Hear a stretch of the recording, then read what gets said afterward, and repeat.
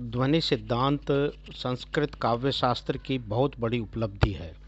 सामान्यतः शब्द की तीन शक्तियाँ या वृत्तियाँ मानी गई है: अभिधा, लक्षणा, व्यंजना। जब अभिधा और लक्षणा नामक शब्द शक्ति किसी अर्थ को अभिव्यक्त करने में असमर्थ होती है, तब उस अर्थ की अभिव्यक्ति व्यंजना शक्ति द्वारा होती है। इस तरह व्यंजना शब्द शक्ति से व्यक्त अर्थ सहृदयों के लिए हृदयालादक होता है और इस अर्थ को व्यंग्यार्थ, गम्यार्थ या ध्वन्यार्थ कहते हैं। इस दृष्टि से देखा जाए तो व्यंजना शब्द शक्ति और व्यंग्यार्थ को पहले से माना जाता रहा है। ध्वनिकार ने काव्यस्य आत्मा ध्वनि रीति बुद्धि ये समामनातः पूर्वः कहकर के पूर्व में ध्वनि तत्व की स्थापना का संकेत दिया है। ध्वन्यालोक में वाच्यार्थ से प्रतीयमान का भेद दिखाते हुए आनंदवर्धन ने संकेत रूप में उस प्रतीयमान के तीन भेद बताए गए हैं: वस्तु ध्वनि, अलंकार ध्वनि और रस ध्वनि।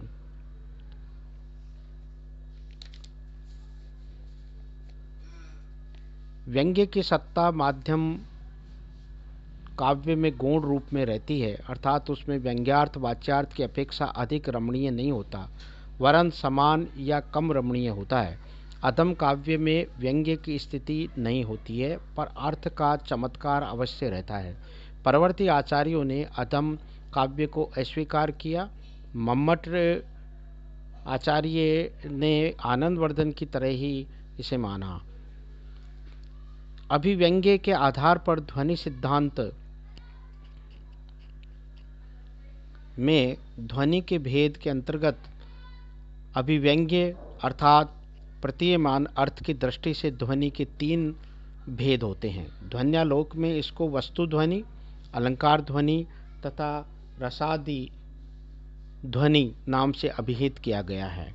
जैसे सहयर्तो वाच्य सामर्थ्याक्षिप्तम वस्तु मात्रम अलंकार रसादयश्चेत्यनेक प्रभेद प्रभिन्नः, अर्थात वाच्यार्थ के सामर्थ्य से आक्षिप्त होने वाला प्रतीयमान अर्थ कहीं पर वस्तु मात्र होता है, कहीं पर अलंकार रूप और कहीं पर रस रूप होता है। इसी आधार पर इन तीनों को वस्तु ध्वनि, अलंकार ध्वनि और रस ध्वनि कहा जाता है। तीनों भेदों में श्रेष्ठता का निर्णय ध्वनिकार ने उक्त तीनों भेदों में उत्तरोत्तर श्रेष्ठता का संकेत किया है, अर्थात वस्तु ध्वनि की अपेक्षा अलंकार ध्वनि और उससे रस ध्वनि श्रेष्ठ है। ध्वनिकार के इस मत को अभिनव गुप्त ने लोचन टीका में कई स्थान पर स्पष्ट किया है। यथा प्रथम कारिका की वृत्ति में आनंदो मनसी लभताम प्रतिष्ठा मिति को स्पष्ट करते हुए लोचनकार का कथन है: रसस्य चर्वणात्मनः प्राधान्यम दर्शयन् रसध्वनेरेव सर्वत्र मुख्ये भूतमात्मत्वमिति दर्शयति। चतुर्थ कारिका की वृत्ति को स्पष्ट करते हुए लोचनकार अभिनव गुप्त का कथन है: स च काव्ये व्यापारेक गोचरो रसध्वनि रीति स च ध्वनिरेवेति स एव मुख्यतयात्मेति।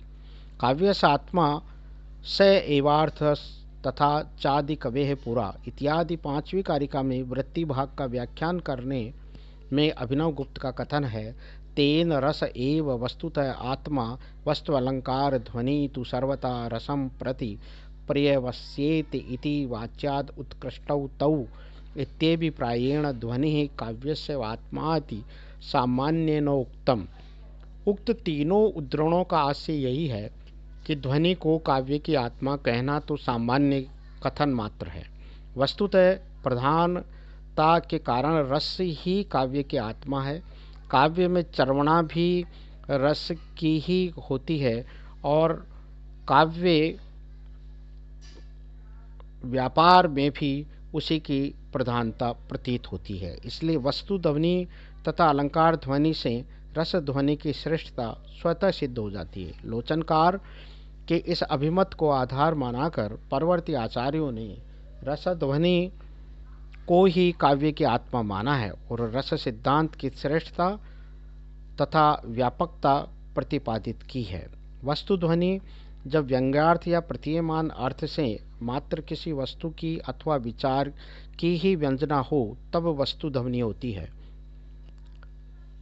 ध्वनिकार ने संलक्ष्य क्रम व्यंग्य के शब्द शक्ति जन्मा तथा अर्थ शक्ति जन्मा ध्वनि भेदों में वस्तु से वस्तु रूप व्यंग्य की जो संगति दी है, तदनुसार वे सब वस्तु रूप व्यंग्यार्थ वाले भेद वस्तु ध्वनि के ही परिगणित हो जाते हैं।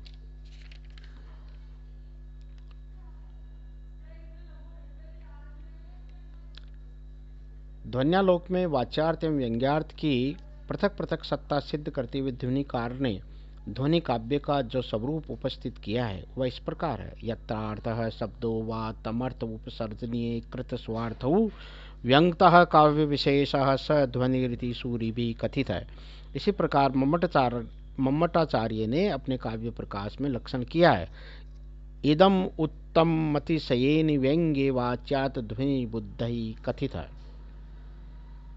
काव्य प्रकाश में मम्मट ने इसको व्यवस्थित रूप दर्शाए। इस आधार पर ध्वनिवादियों ने काव्य के तीन भेद उत्तम, मध्यम और अधम काव्य माना है। यद्यपि व्यंग्यार्थ की सत्ता इन तीनों में रहती है, परंतु उत्तम काव्य में व्यंग्यार्थ की प्रधानता रहती है, अर्थात वाच्य अर्थ की अपेक्षा उसमें व्यंग्य अर्थ अधिक चमत्कारी और प्रधान रहता है। इसी भेद को आचार्यों ने ध्वनि कहा है।